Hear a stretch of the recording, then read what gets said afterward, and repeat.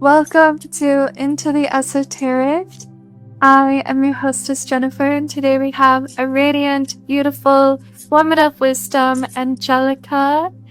Today we will be illuminating and having a conversation surrounding self-actualization. And if you're new to this podcast, it is a podcast that is dedicated to esoteric knowledge, ancient knowledge, spiritual insights, and every so often we have a beautiful mystical guest whose mind is filled with wonder that just aligns with it. So today we have Angelica. Hello. Hello. Thank you so much for having me. Guys, it is an honor. So I feel like before we begin, some individuals might have some questions around what self-actualization even is. So if you could illuminate us, that would be beautiful. Absolutely. So with self-actualization, for me, it is the awakening moment where you want to become the best version of yourself.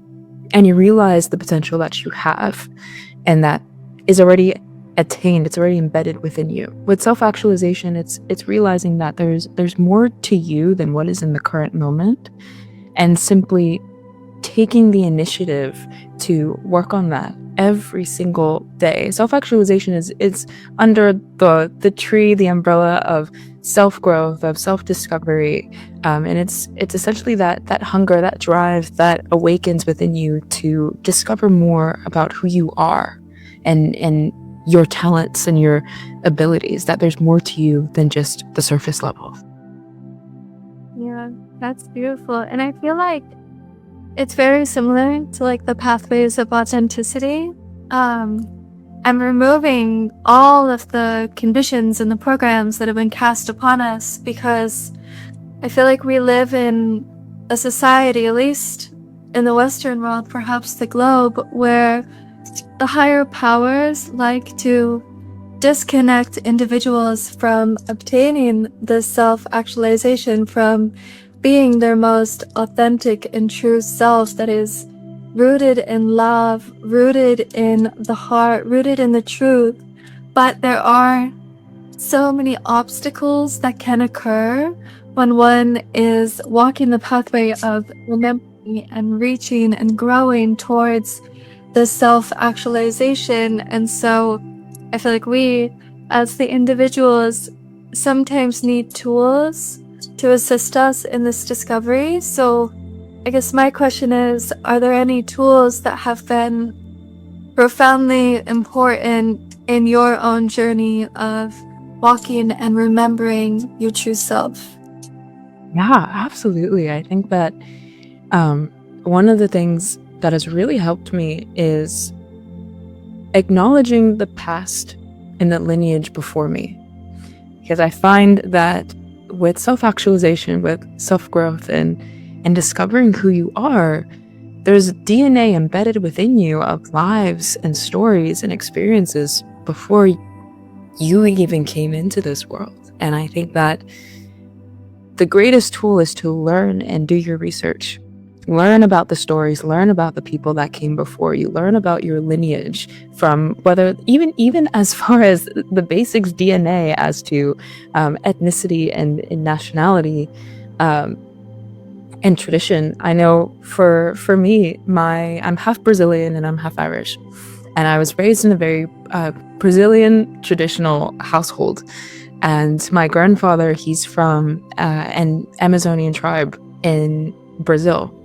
And my grandmother grew up in a small village in Brazil, and that was part of my mother's upbringing. And although me, who was born in the States, I was born in Florida, despite not being born in Brazil, and that example, part of my identity, part of who I am, comes from the people before me, comes from my mother growing up in a small village, comes from my grandmother growing up in a small village, comes from my grandfather being a part of a Amazonian tribe in Brazil. And it's like there are things and habits that I feel and know, just with everybody, is with our lineage and generations, there are habits that have been passed down And even as far as like thinking patterns that we don't realize are in our everyday nature.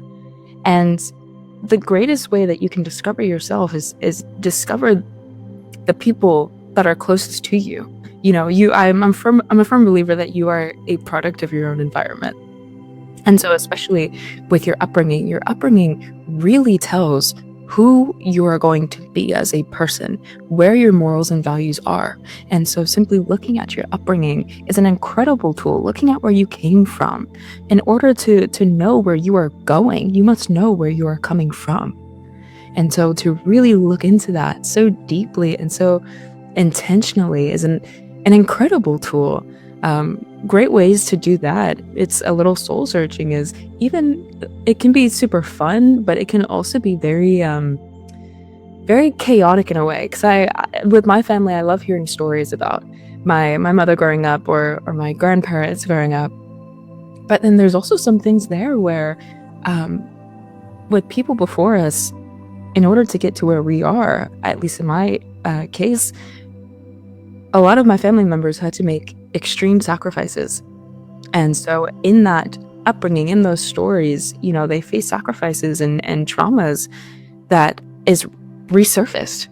And so that's another thing that you have to really be wary of, but it's still, at the end of the day, it's a blessing in the end, is to look back at your lineage, is to look back at your history, and resurface everything that is coming up from the positive to the negative.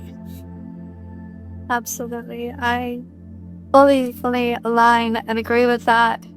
And I think just some advice for those who don't necessarily know where to begin. Perhaps they're disconnected from their lineage, had a broken childhood, and they're like, well, I can't travel to Russia or Spain or the Philippines. Learn the stories of your people, learn the mythologies, learn their food, go out to a restaurant, read books by the authors, learn their light and their shadow as well. Do you have any more piggyback on that for people who might have resistance towards their ancestors, or perhaps they're adopted, or they just feel disconnected? I know sometimes last names too can reveal so much of those lineages. Yeah, I think for that, the greatest thing that you can look into is your childhood self. I'm a firm believer that in self-actualization and in self-growth, especially in the adult age, it is so critical to be in touch with your child self. And apart from knowing the past behind you, knowing your lineage, one of the greatest things that you can do is look at who you were and reflect on who you were as a child. What did you like, from your favorite food to your favorite toy to maybe a core memory that you had as a child, or maybe when you remember getting upset over something. The greatest way that you can look at the inside of you, the most vulnerable part, is looking at who you were as a child, and essentially vision who you were as a child, separate from who you are right now. And what would you tell that child? What would you say to that child? What would that child do? And when you're separating your childhood self from who you are now, it's a lot easier to visualize, because of course, sometimes some people may not even remember who they were as a child, or memories that they had. I can't tell you any memories that I have when I was 3 or 4, but when I'm able to visualize, okay, the things that I remember that I like to do, fashion. I always love fashion. I always love dressing up. And imagining that as a little girl and looking at her behaviors, it's a lot easier to find myself in that. And then me being an adult now, taking upon the position of protecting that child in ways that maybe you as a child didn't feel that you could be protected. And I think that when you when you visualize yourself as a child external to you and you take upon the position to fulfill the needs of your childhood self that at that time you didn't get, it's very healing, very, very healing and very awakening. And because then not only are you fulfilling the needs of yourself then, of your childhood self then, who deserved all of that, but you're also fulfilling those unhealed needs now, those wounds now. That's beautiful. I completely agree. I feel like that is the biggest key. Remembering who you are is embracing that inner child and nurturing and loving and doing those things.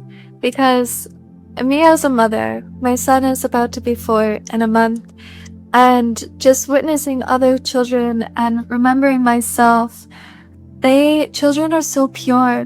They're so connected with God and source and spirit, and they're full of joy and play and curiosity. So the more that we allow ourselves to embrace that mentality while also healing the inner child, and then once I feel secure with that, work on healing the inner teen, and so forth, because it's not linear.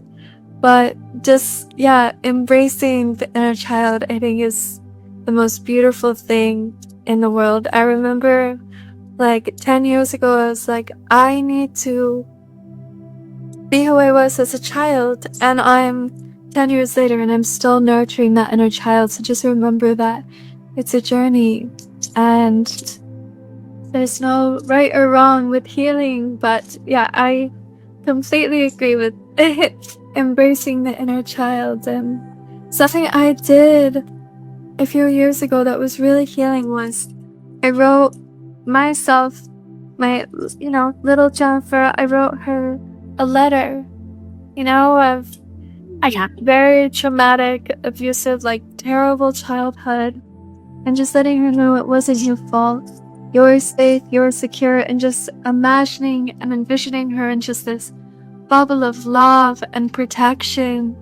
And throughout doing that, I felt it coming to myself as the adult, as a 33-year-old. It's like these puzzle pieces just healing, and it's beautiful. So there's so many different tools, and watching movies that I liked as a child. I'm with you. I love dressing up, and I wasn't allowed to be girly really as a child. So now I'm like, oh, makeup and jewelry, it's just fun, and it's nice to be silly. Absolutely. I mean, it's so important to embrace the things that you've always wanted to do or be, and a part of self-actualization and self-growth and self-discovery. A lot of people think that it's solely just the inside, the inside of who you are, but no, it's also on the outside. It's showing up, presenting yourself physically as who you are internally. And one thing that I realized, and I'm so glad that you brought this up too, is it's so critical to show up for yourselves in the ways that childhood you would be so proud, and that is through dressing up or watching fun movies that you've always loved. It's reopening all of those curiosities and that playfulness, because that is true with children. They are curious, they're playful, they have no sense of fear, they have no sense of what this belief system that we have been taught by socially, as in these social norms. They haven't become accustomed to that. They haven't become accustomed to, oh, I'm afraid this person's gonna think of this and that if I do this, or they just show up as who they are on the inside, and it's the greatest thing ever. It's great because there is no fear, and I do believe that we do need to tap into that as as people in humanity, but also individually. It's healing to tap into who you were as a child and what you loved, and showing up as an adult and embracing externally what you would have wanted as a child. You know, I started recently wearing feathers in my hair and like all of these different like fun little like accessories and all of that, and just embracing that again. And it's so healing. It's so healing. It really is. Yeah. And couldn't agree more. Yeah, I really believe, I'm not sure I believe it's a possibility, but I really believe that if every single individual here on earth was loved and nurtured as a child, the world would be so beautiful and peaceful. But I don't think that's going to be a reality. But if all of the adults, all of the teenagers, all of these individuals, no matter who you are, if you're 90 years old listening in, or 60 or 40 or 13, you know, doing the inner child work is not only healing for you, but it's healing for humanity, because we're all mirrors, you know, and reflections. And when you embrace your own authenticity, and when you embrace the inner child self, and you honor and walk with your ancestors, like, you reflect that and you inspire other individuals. And of course, people also be triggered by that and project onto you. And that's something I've had to deal with. I'm assuming probably you have too, because you're so rooted in your authenticity as individuals projecting their unhealed wounds, their subconscious triggers. So, and I feel like sometimes people will form fear around embracing themselves, allowing themselves to be perceived and to be seen. So I'm wondering if you have any tips or advice or tools to be so rooted in who you are and in your authenticity, where, you know, those outer forces won't affect your mentality so much. Yeah, absolutely. I find that, of course, underneath this umbrella of self-actualization, there comes enlightenment. The more that you do this work and you work on becoming the best version of yourself, the more that you become enlightened. And then you really see, and it's interesting. It's interesting when you become so enlightened and there's so much clarity within you that you can instantly recognize people who aren't awakened yet. You know, it's and I've talked to many people about this, and it's like they're asleep. You know, it's like when you finally wake up, you diminish all of those habits, you diminish all of those negative self-thought, you diminish all of that, you shed all of that off, and you are finally able to just be in your own presence. And so then you're able to acknowledge other people who are still stuck, and it's like you're in a state of awakening. You know, you're awake, everybody else is sleeping. And I saw this quote somewhere, I can't remember where right now, but essentially when you're awake, you're conscious. There's clarity, there's enlightenment. And someone once said that when you interact with unconsciousness, you simply become unconscious. It's simply like two wrongs don't make a right. So I've had many times where there are people that have come my way who they project their personal struggles and their insecurities and their limiting beliefs.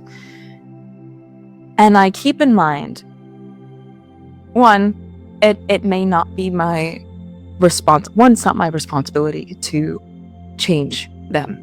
It is, I can simply influence them. It's the same thing as you can lead a horse to water, but you can't make it drink. I can influence them. I can provide my support, but I cannot provide the action of changing them. That is something that they must do on their own will.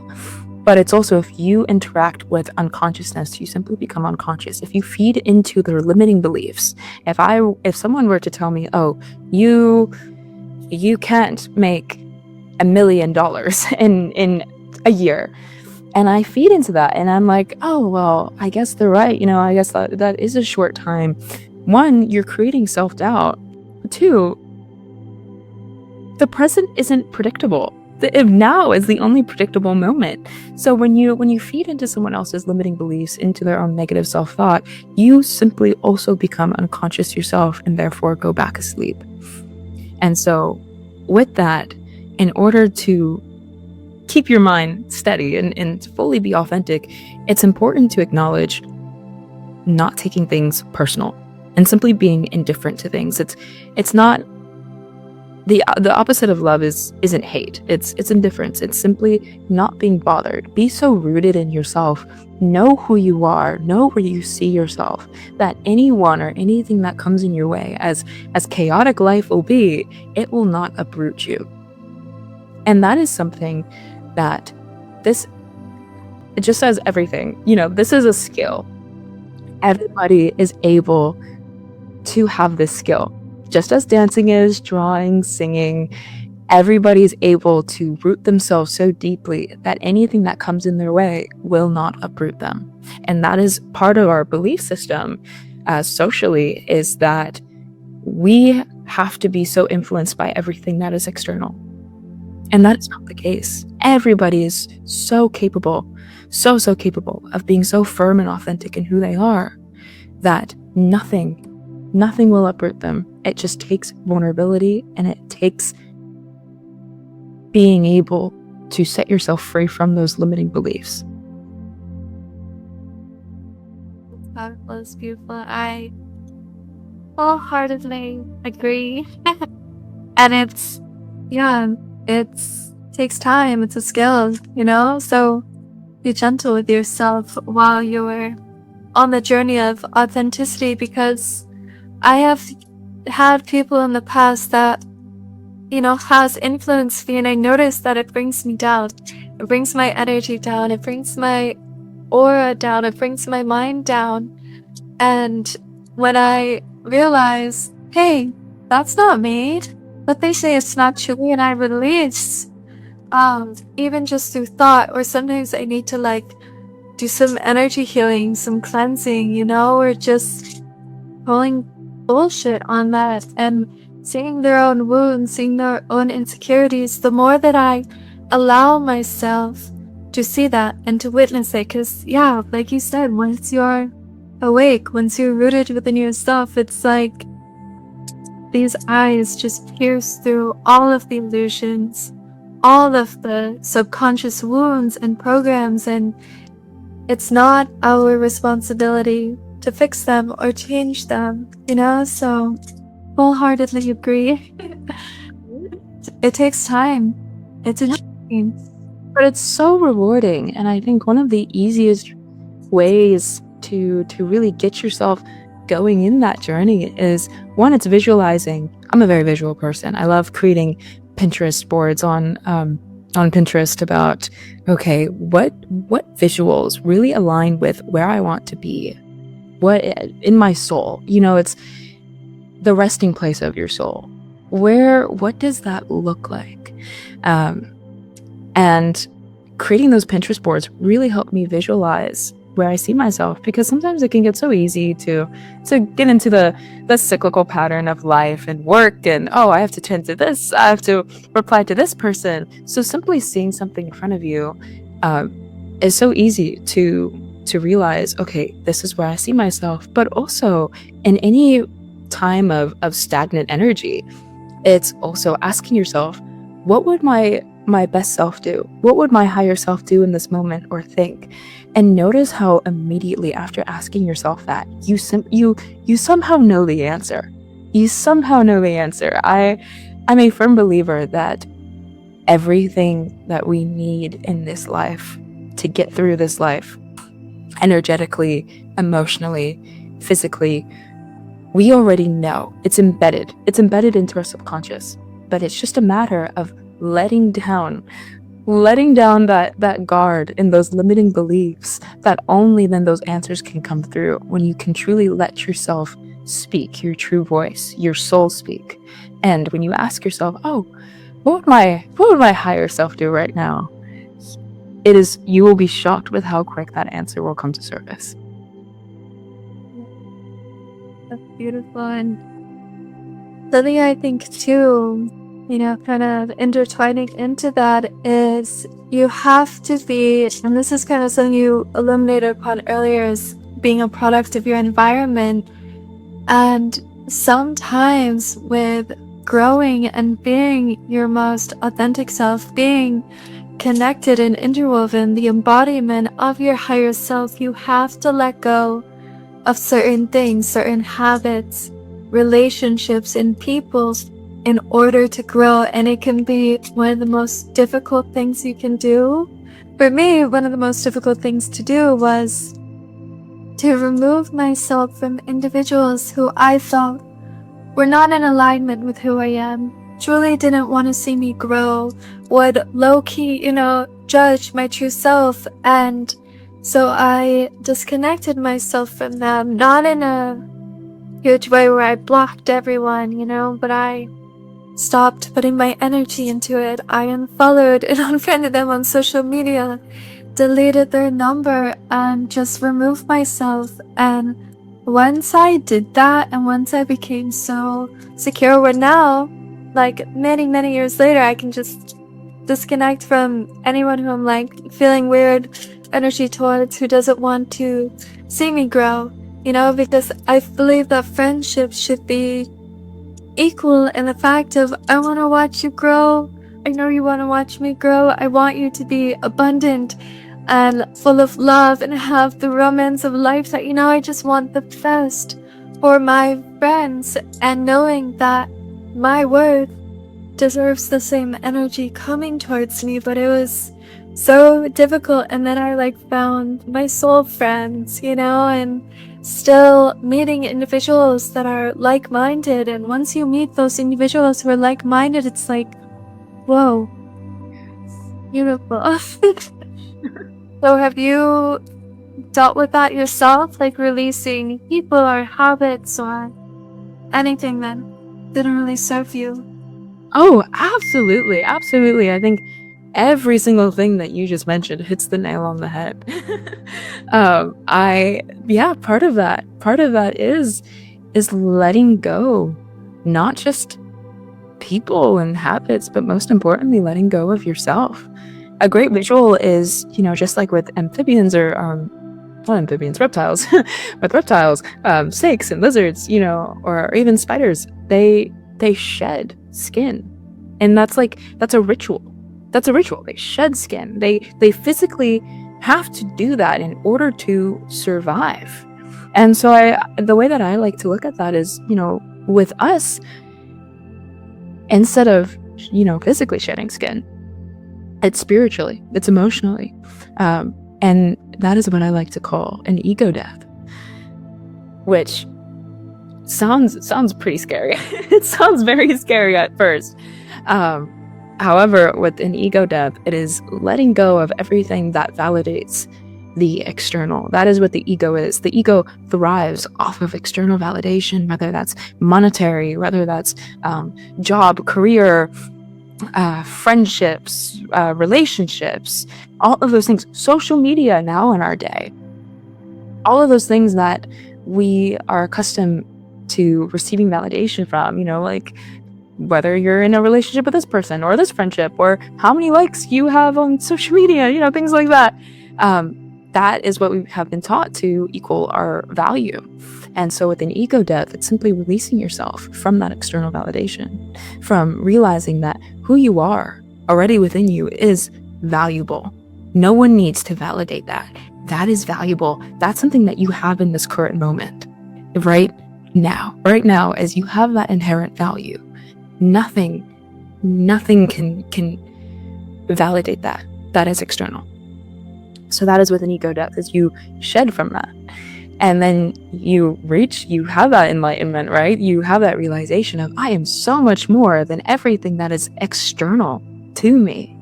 But in order to do that, you do have to free yourself. You do have to free yourself from habits that have either been passed down generationally, habits from a relationship or even friendship, because it is true, you are a product of your own environment. Your future entirely depends on who you are surrounding yourself with and what information you are providing to your mind. Because one thing that we don't realize is with our subconscious doesn't know what's real and what isn't. It just takes in information, which is why it is so critical to feed your mind with things that will fuel you, than simply put a fire to you. And that is positive affirmations, that is doing this work, that is surrounding yourself with like-minded people who are also enlightened and want to see you grow. But a part of that realization is, yes, there are going to be times where you do have to get rid of people. You do have to get rid of people, or you have to get rid of your old self and come to terms with that. And it's scary.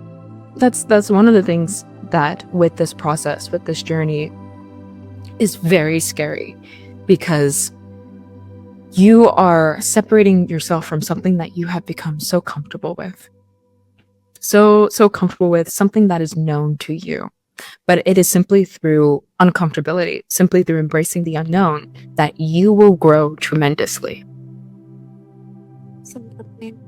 And sometimes when you release those individuals, you will feel lonely. But that is one of the lessons, is realizing that loneliness doesn't mean that you're alone. And I think that's something that each individual truly needs to understand and utilize and honor that lesson of, you might be like, I actually need to disconnect from pretty much all of my friends. Allow yourself to feel lonely. Allow yourself to feel all of the emotions that come from it. And then, because the ego, like you said, with social media and these external, dopamine rushes, replace the dopamine rush with, going on a walk in nature, befriending a crow, or just doing these things, taking yourself out and realizing, I am my own best friend. Because I think that is one of the most healthy, beautiful things you can do, is realizing you're comfortable when you are alone and you are not lonely. Being your own best friend, being in your own company, because that is one of the energies that is interwoven with authenticity, because you are at peace with yourself. Absolutely. Yeah. Yeah, and take yourself out on dates, go to brunch, go to lunch, dinner. One of the things that I love to do is I love to take myself out to dinner and bring a book and just read, and and then I have a whole night to myself. It is doing the things that may be seen as socially uncomfortable. It's treat yourself as another person. Visualize yourself as another person. Be your own best friend. And that does help a lot. Maybe do an activity that you've always wanted to do. Go to a cat cafe, or make your favorite brunch that you haven't had, or waffles or pancakes, something like that. Really take care and nurture yourself. Absolutely. And if you find yourself seeking romance or seeking a friend, embrace that. Do that to yourself, because I noticed when I felt myself longing for my soulmate and true romance, I'm like, whoa, why am I craving this? What is the real root? So I was celibate for a year, and I just poured all of that love into myself. I wrote myself love letters, had sensual baths, brought myself out on little picnic dates in nature, and I totally just surrendered the desire, the cravings for that. And then out of the blue, I met my husband in a parking lot in Sedona, and 5 or 6 years later, we're together in love, but I totally had to surrender that. And when I moved I was meditating by this tree in 2014 on a very secret journey, and I heard the call go to Sedona to study massage therapy. And so I was already going through a journey, so I released a lot of my physical belongings, and I released many of my friendships, because the small town in Massachusetts that I was raised in had a lot of negative people who would like be like, oh, he was just this hippie, you know, and not fully embrace me. But I had a few, like 2 girlfriends that I just saw on a soul level that year that just changed my entire perceptive of what friendship could be. And I'm like, you know what? I'm going. I applied to massage school. They were full. A week later, oh, we had a dropout. Can you come in 2 months? So I flew there not knowing anyone or anything, and I met like friends that are like soul family that I'm still so connected with today. And I had to fully let go, you know, in order to receive that. And I would not replace those friendships with anyone. And now, currently, right now, 10 years later, I'm in Massachusetts right now for the winter. And some of my family have been like, oh, are you going to reach out to any of your old friends? I'm like, they don't know me.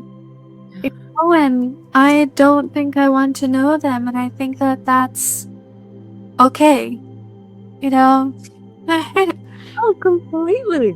That is more than okay. That is more than okay. And if anything, how incredible is that you have grown so much that you are unrecognizable.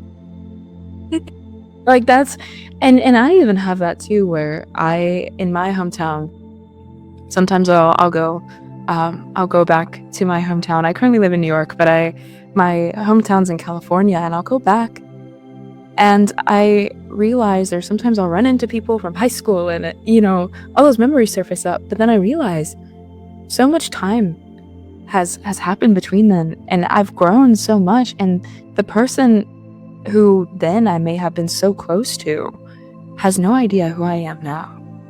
But how cool is that? You know, it seems bitter, but it really is bittersweet, because you have grown immensely to the point that you are unrecognizable, but most importantly, you have grown to become the person you have always wanted, and if anything, the child in you would be so proud of becoming. Like, that's even cooler. That's even more amazing. Yeah, and we're supposed to change, we're supposed to go. It's like that. I don't know if you've seen that meme of like 2 butterflies, and they're like, you've changed. And it's like, I'm supposed to change. Yeah. It's beautiful. And I think that if you're listening to this and you're like, well, I've never left my hometown, I've never left my home state, you need to leave. You need somewhere and experience different cultures, different towns, you know, and like different cities. And, you know, I'm an astrologer, and energetically, like when we travel to different places, there are different ley lines and energy within the stars that are on our side, that are here to embrace us and change. And it can be a tool, but I think experiencing different cultures, different, you know, like the West Coast and the East Coast are so different. And I think if you're from one coast, you have to embrace and get to know the other coast, because your medicine, your energy might be needed there, you know, truly. And if you're not financially able to leave, then go seek out community, you know, look for ecstatic dances or meditation circles or women groups or anything of that nature, or go to different restaurants that are authentic with different cultures, of maybe somebody is from a different country, and taking the bravery of starting a conversation with them, you know. And that's something that's hard for me. Is like, I'm more of an introverted individual and like highly sensitive, but putting myself out there to go up to somebody who I like their vibe and just being like, I like your vibe, you know, or that's a beautiful outfit, or just talking to them is so, so rewarding. Yeah. Absolutely. No, I completely agree. I'm a firm believer of the yes theory. And I've learned this very quickly in living in New York and living in the city. So the yes theory is essentially that instead of waiting for opportunity, you are capable for creating opportunity on your own, and that there's an opportunity in every corner. Doesn't matter where you go, there's always an opportunity. A great example that I always like to use with New York, for example, is I find that in my personal case, but also with many people that I've talked to, every single thing, every single opportunity that has been placed upon you has been because of relationships, but most importantly, openness. I find that in this city, it's, everybody knows everyone. Everyone knows something. For a big city, it's quite a small world. But a great example that I like to use is, let's say you walk into a bodega and, you're getting your order. Someone walks in and they have cool shoes, and you compliment them on their shoes. And next thing you know, because of that person, you're presenting a brand deck to some major company. Like, that is something that is very tangible here in the city, but just as everywhere. The truth is we really don't know someone until we get to know them. And you are limiting yourself from every single possible opportunity if you are not willing to shed the prejudgment of someone or the predisposition of someone before getting to know them, or a simple comment. Hey, like, I like that outfit, or like, I like your hair, or, something like that. Be curious, but also be open. And I find for me, when I first moved here, it was a very hard adjustment. It was a very hard adjustment just with lifestyle, and I didn't know anyone when I first moved here, and I did not like living in the city for a while. And it was a very hard adjustment, but it wasn't until I really embraced it and put myself out of things that I expected myself to do, whether that was taking certain dancing classes, or like, I don't know, maybe going to certain networking events, like putting myself outside of my comfort zone, that I was really able to embrace the city and absolutely love it here. Now I don't see my life anywhere else, and I've met such incredible people. And it is through putting yourself outside of that comfort zone and being like, you know what, I'm just gonna do it. I give myself a little countdown, because regardless, I tell myself that I have to do it. And so that I'm like, okay, you have 3 seconds, 3, 2, 1, go. And then you just go for it. The only way that you're going to diminish thought is with action. It's by simply going and doing it. Action. And I think action is one of the most important things in manifestation, and I think sometimes people forget that. They're like, I want to manifest my dream life, I want to manifest my true self, I want to manifest this. It's through action. So I love that you said that, because you have to take the action to go through the discomfort in order to find the comfort. Yes, yeah, absolutely.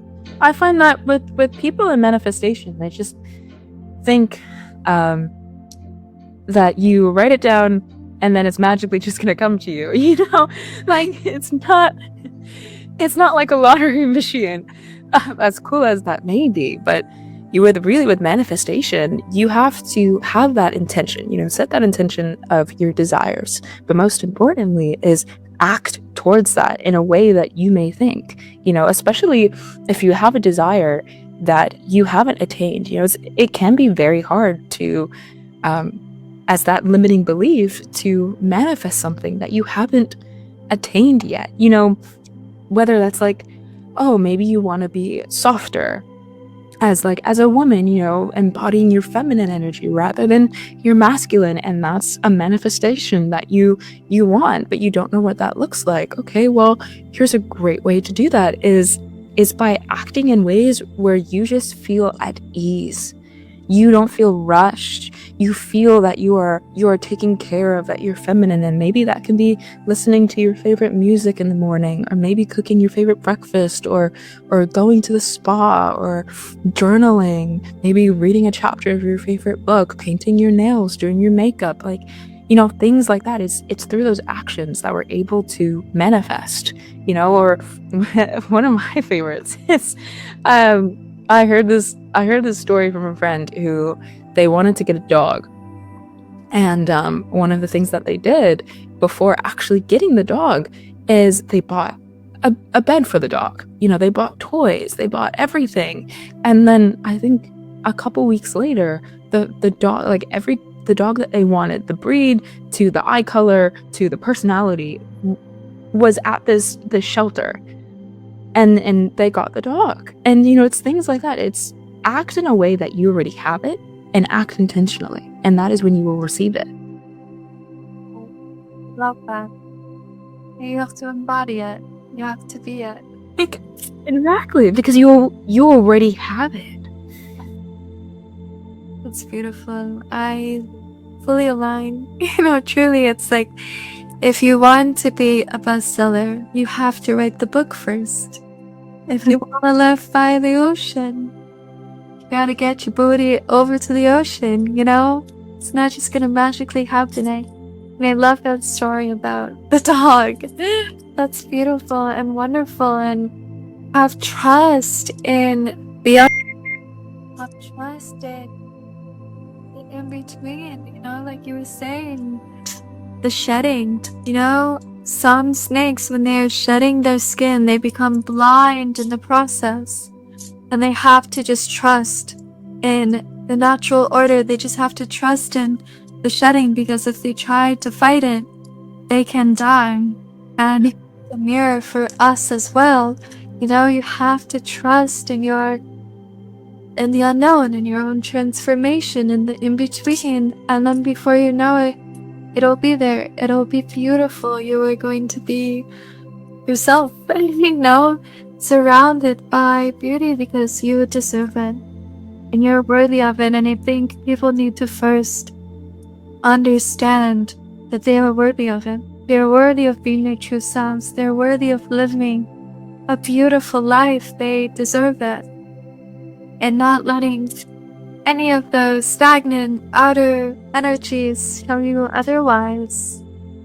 So what do you think are some tools, whether it be spiritual tools or psychology tools and whatever tools, of learning to love yourself, trust in yourself, know your worth? Absolutely.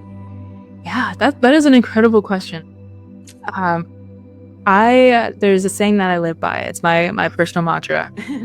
And that is creating certainty in times of uncertainty.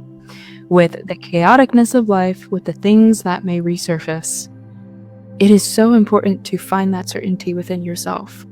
Because life is not linear. Growth, most certainly, is not linear. But one thing that you can do to stay grounded and stay rooted in who you are is finding that certainty within yourself. And this doesn't have to be something as big or major. This can be something as small as when you wake up, you decide whether you want coffee or tea in the morning, whether you want breakfast or brunch, something like that. But on a spiritual and emotional scale, finding that certainty is listening to your intuition. It's listening to your soul, listening to your needs, and creating the habit of fulfilling those needs, because then you're taking care of yourself. I know with me, there are so many times where I may stretch my capability, whether I'm like filling up my calendar with so many things, and I completely leave out time for me to just rest and to just be still. And then what? And then I'm so tired, doing all of these different things. And well, what am I showing myself? I'm telling myself that I can't take care of myself. I can't recharge and things like that. So it's creating certainty in times of uncertainty to build that self-trust. It is an incredible way to build self-trust. That, but also acknowledging your thinking patterns and making those thoughts conscious. Acknowledging your thinking patterns can be analyzing your negative self-think. Notice, okay, how many times have I thought negatively today? Or if there's a shift in the way that you feel all of a sudden, become so in tune to that. Ask yourself, why am I feeling this way? And then when you ask yourself, why am I feeling this way? Then you can fulfill those needs. Okay, well, what do I need next? Those things like that. But it also journaling as well is is very, very, very good. It's journaling, letting all of those thoughts out. One thing I read somewhere was, with a journal, it's kind of like a second brain. Let that be your second brain. Let just get all of the junk thoughts that you don't need in your subconscious mind, because your subconscious is like an engine. Your subconscious is the reason why you are attaining all those manifestations, those desires. And so why clutter the engine? That's why it's so important to write down all those excessive thoughts, those worries, those maybe something good that happened. It can be both positive and negative, but it's an engine. So journal, write those things down as if it's like a second brain. I love that. I think journaling is so powerful. Something that I like to do is always use your own intuition when doing this. I know some people don't like to work with the full moon in regards to healing, but I do. And it's something I've been doing since I was like a toddler. But when it's a new moon, I write down everything I want to release, whether it be about myself, and I have to be vulnerable. I have to do the shadow work. I have to go within myself, because I believe every moon cycle for a woman is like a whole year, because I go through so much. So writing down everything that doesn't belong to me, anything that I don't want, any of those stagnant energies, and I just let myself write with no pressure, and then I burn it. I put it in my little cauldron and I burn it, and I scatter those, ashes with the wind or in water. Or sometimes if I'm like really feeling, I'll just flush it down the toilet. And I release that, and I do like a little energy ritual just with myself, with my own power. I no longer like work with deities or anything, because I know that I am my own, the power exists within me. And so I release that, and then during the full moon, I write down everything that I want to come into my life, and I keep it in my journal. And then throughout, I don't do it daily. I wish I would.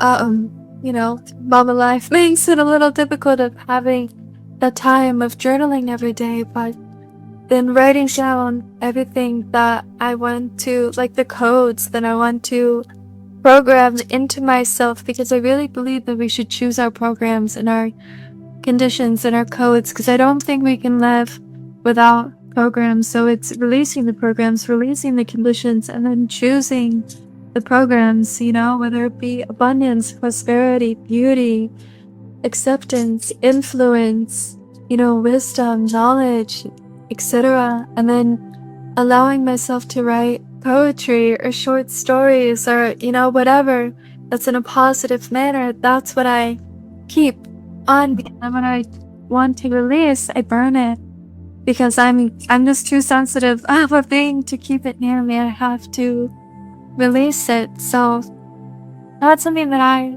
like to do. I think some individuals would align with. And if you want to reverse it, and release on the full moon and bring in on the new moon, or perhaps you were born, on a waxing crescent, or you prefer the sun, or you prefer Venus, listen to your own intuition. There's no right or wrong with your healing journey, with your spirituality, with how you're supposed to be. Truly, I don't believe that. Don't subscribe to it. No, absolutely. I 100% agree with that. I think that is such an incredible tool to fully release. I believe that everything is energy. There's energy to everything, and I know with me, with that, when you write down all of that excess, all of that clutter, the things that you want to shed of yourself, that now contains negative energy. And now you are releasing negative energy so that you are pure energy again.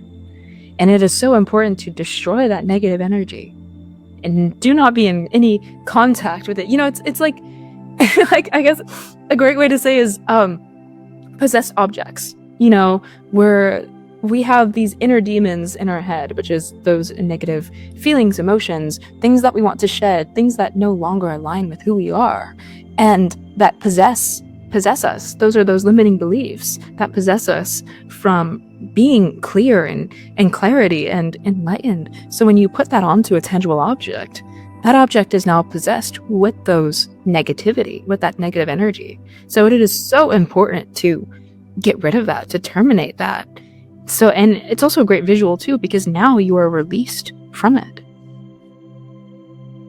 Free yourself, yeah, from the chains and the bondage. And sometimes I'm a very visual person too, and I love working with energy, and I also believe everything is energy, so we have the ability to transmute energy. So sometimes I will also just, if I'm doing a release, then I just imagine like myself, I create this like bubble that is like protection and security, and I put all my negativity, all of that gunk and that junk. Sometimes I'm like, wait, this isn't even mine, because those who are highly sensitive people, empaths, spiritual, who have a bright aura, we could be walking through a grocery store and not even know it, but pick up other people's junk and their energies. And also at a certain time in your life, you might develop a fear that is not your own, and it could be generational, like, why am I afraid of the ocean? Oh, maybe my great-great-great-grandmother drowned in an ocean. So then transmuting that fear and knowing that it's not yourself. Like, I really believe in intuitive energy healing, and sometimes you need somebody else to do it for you, so allow yourself to go to an energy healer, to go to a life coach, or any of these spiritual places that feel aligned, that feel grounded, that feel true to yourself. And I feel like with, the age of Aquarius and technology, so many people are, looking down upon these different healing modalities, that people walk. But allowing yourself to, again, realize, I don't believe in that, and going to somebody that can help heal yourself by showing you that you are the healer within is profound, and it's needed, because sometimes we need that external to assist us, just like we need the paper and the pen to write down what no longer serves, So have you ever worked with anybody that has helped you, whether it be a life coach or a Reiki teacher, or even like, Steve, or anything of that nature? Oh yes, and it does help immensely. It helps immensely, and one thing that you brought up prior is how in this journey there is that sense of feeling alone. Feeling like you're the only one going through this, and going to people such as a life coach, a spiritual coach, a Reiki master healer. Not only are you, which is incredible, it's a great point that you said, not only are you enlightened with realizing that you are a healer within yourself, but also you are open-minded to people who are in that same path as you, and then you're no longer alone. You will never be alone, despite feeling like it. And I've gone to a life coach. I've gone to a Reiki master healer, and it really is incredible, because then all of your energies come in together in community, and you feel it. You really feel enlightened. And another point that you brought up was how, when it comes to becoming the best self, you have to shed people, you have to shed things, and especially as empathetic people, we do take on things that aren't ours, or most importantly, when we are so sensitive to emotions and energies and feelings, that when we come in contact with people, emotions may arise that aren't us, that isn't the core of who we are, and that's how you know that that's not the right people in your life. But it can go in a more positive note, that when you are spending time with people who are like-minded, or going to people with the tools and the resources for you to become the best version of yourself, such as a life coach or a Reiki master healer, you instantly will feel like you have already attained the things that you want, and that is clarity. I mean, I even noticed that when I put myself in these groups, whether that's meditation groups or Reiki or energy, that I just feel so light, and all of a sudden the true version of myself comes out. It comes out, and and I feel it, and I act in it, and I talk in it, and I embody in it, and that's another thing to look for too, is the people that make you feel like who you are meant to be. I really resonate with that. Sorry, my voice got a little tickled, but I really resonate with that, because I think that's one of the keys. If you have any doubt within yourself of whether this person is right or wrong with you, how do you feel in their presence? Do you feel safe to be yourself? Do you feel at home? Because at the end of the day, the beginning of the day, and every time in between, we are a soul within the human self. We are these life beings, and yes, we are here to be human. We chose to be here. We have lessons, and the most important thing is to remember that we are here to be human, but at the same time, we have to embrace our inner nature of our light body, of our soul and our spirit, and to follow those callings, and not to have any shame within that, but allowing yourself at the same time to be doing the shadow work, so that you don't become so on one end of the scale, to have that balance, but to allow yourself to embrace your light, embrace your soul, embrace your spirit, because the society, those who believe we're all puppets on strings, they don't want us to remember who we are, to embrace that light. So I think that's wonderful and beautiful, and I fully and deeply agree, and feeling safe to be yourself, because I think that's something too, like with children, they are weird and silly and goofy, but also can just clock you with some wisdom, and they are honest and true and so connected with source.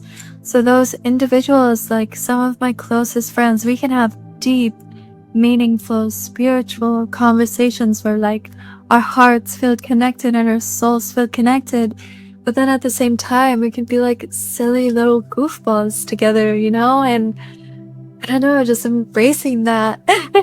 I think that's the beautiful balance. It's are you seeing in all of your multi-dimensionality? Of course, nobody can be able to embrace every single aspect of yourself. That's why we have differing relationships, or we have mother or a sister or friends or lovers or a husband, that can nurture those needs. So don't put too much pressure on yourself or on friends, but those individuals where you just feel secure and safe to be yourself, those are the people you want to keep in your life, to Yes, exactly, yeah. Especially those that make you feel like a child again. That bring out that playfulness in you, and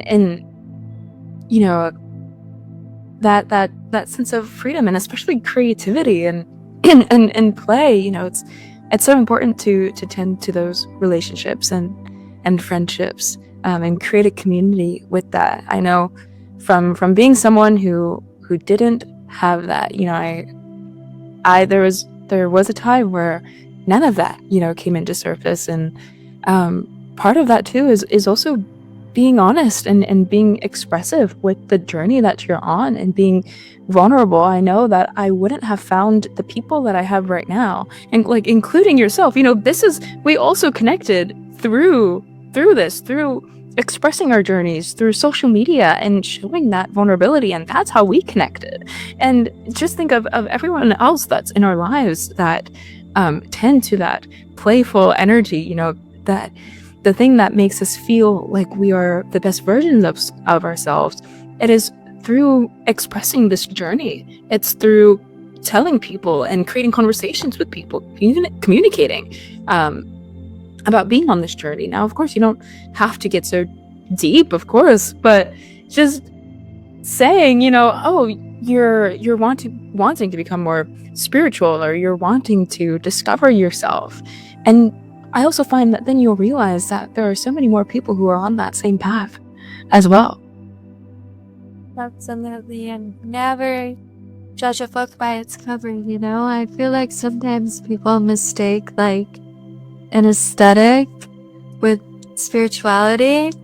And it's interesting because I feel like both yours and mine, natural, authentic aesthetic fits into the stereotype of like how spiritual people are supposed to be, but that is not the case. I have met so many wise women, spiritual women who are, you know, dressed like however the heck they want to dress. You know, I've had beautiful conversations with people who are like working at the gas station, you know, who you would not expect, that are just so authentic and rooted within themselves. So act on energy, you know, but also if you see someone like dressed magically and be like, ooh, they might be aligned with my path, and allow yourself to go to that individual. Yeah, you don't need a degree to be a teacher. Everybody is capable of teaching. Everybody is capable of showing you a lesson. Everyone is a mentor. And when you look at the world like that in your everyday life, you learn so much. And that can be from a small observation of someone, maybe the way that they carry themselves, and you realize, oh, you know, okay, because I saw someone carry themselves this way, I realize that I also want to carry myself in that regard, you know. Or it's maybe it's like a phrase that someone had said, or maybe it's a conversation with a stranger, you know. Everyone is capable of teaching you something, just as you are also capable of teaching. You don't need a degree in order to be a teacher. Everyone is a mentor. Oh, that's powerful. Oh, great. And everyone is a teacher and a student. And I truly believe that every single individual on this earth all have their own gifts. At part of remembering who we are is remembering our gifts, whether they be psychic or spiritual, you know, but it is connected to the etheric plane. Sometimes it's ancestral. You know, a lot of the times it is ancestral.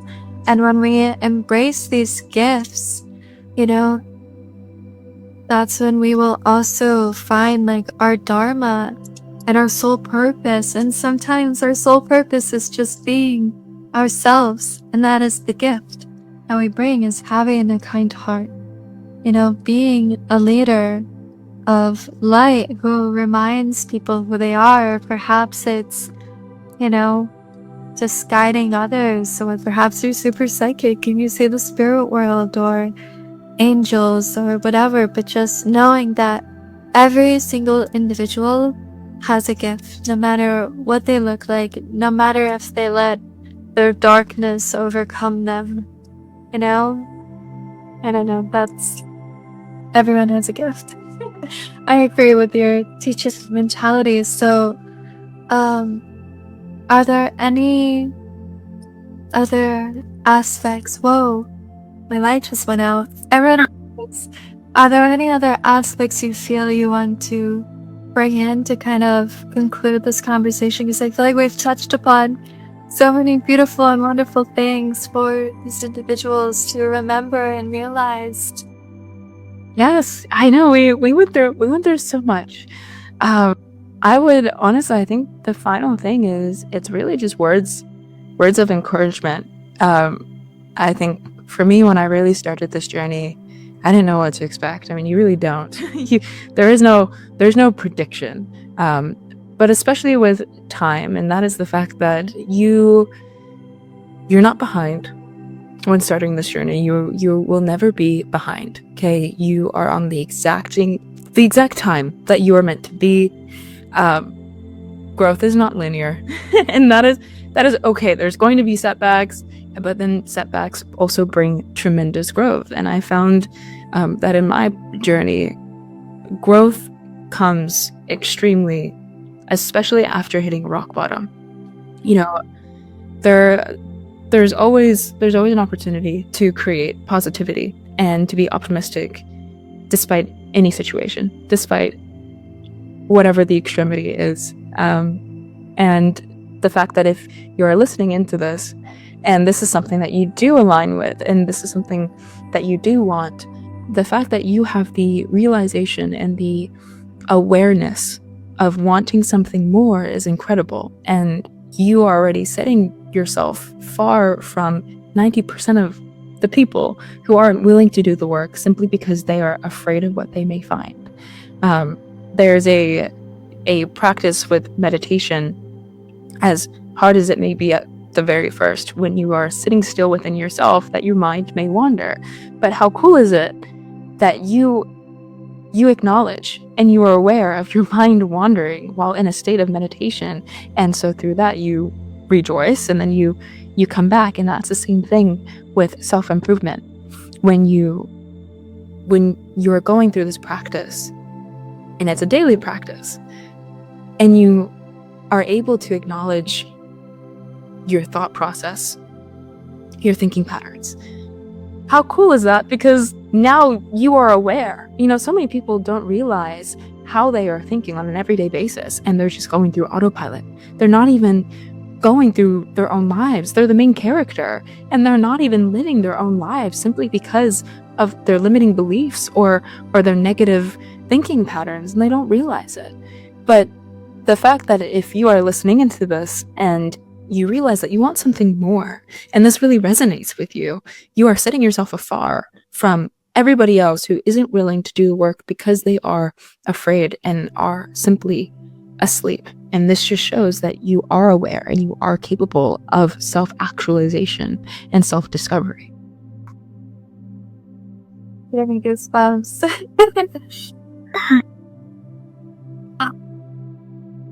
Full heart, agree. Absolutely. That is so beautiful and so wise and so needed, because you, dear beloved listener, you are worthy of being all that you are, all that you are becoming, and more. Truly, truly, the world needs you to be your most authentic, radiant, beautiful self, from the internal expressed into the external. Truly. So thank you, Angelica, for being you, for being so rooted within your truth and your authenticity and all of your multifaceted, everything. How can people connect with you? Yeah, so my Instagram is Angelica Hughes with an underscore. I also am opening up my calendar for coaching appointments in January, and if you would like that, you can either DM me or you can email me. It's angelicahughesusa@gmail.com, but everything about me is on Instagram, and I do have a TikTok as well, which is the same handle. But yeah, that's how you can reach me. Beautiful. I was thinking this whole time, like, you would be a sensational coach. Thank you. That's the pathway you're walking. I think that's so incredible, and I will attach your info on Spotify and YouTube and Apple Podcasts, and of course share it on my own social media. So have a beautiful, beautiful day filled with peace and magic and childlike play. Thank you very much.